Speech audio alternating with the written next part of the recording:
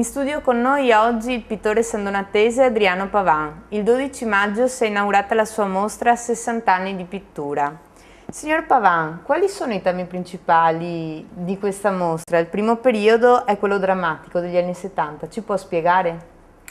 Ecco, ho voluto mettere fuori un periodo, che è il periodo degli anni 70, un po' un periodo più drammatico, in quanto era il momento in cui la nostra gente, i contadini, così, le campagne, diventavano praticamente dei deserti, in quanto la gente se ne andava, abbandonava le case e andava in città.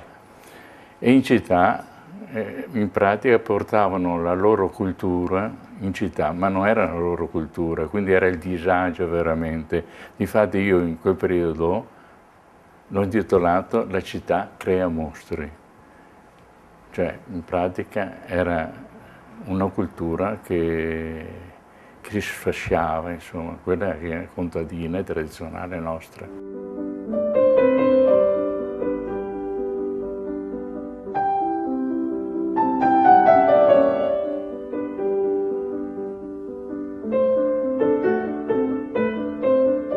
Mentre il secondo periodo è quello che lei l'ha definito il periodo della liberazione.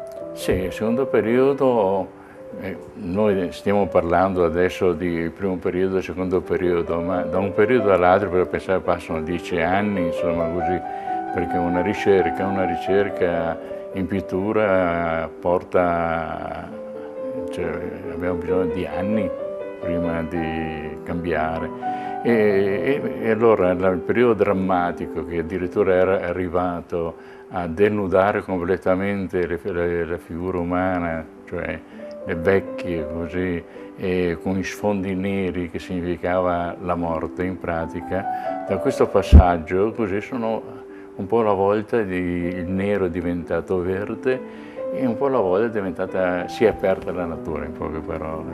E ho cominciato ad aprire la natura e ho intitolato quel periodo I giardini d'artista, cioè un mondo dove ognuno può ritrovarsi, un mondo dove tutti noi lo abbiamo dentro e lo sogniamo oppure lo immaginiamo così. È fatto di fiori, fatto dalla natura in pratica.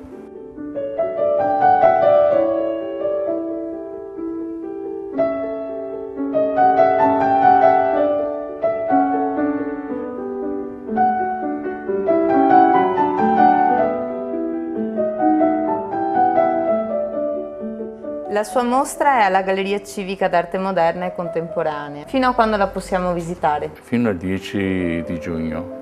Fino al 10 giugno, quindi la mostra è aperta e noi invitiamo tutti i telespettatori a vedere le sue opere alla Galleria Civica d'Arte Moderna e Contemporanea di San Donà di Piave.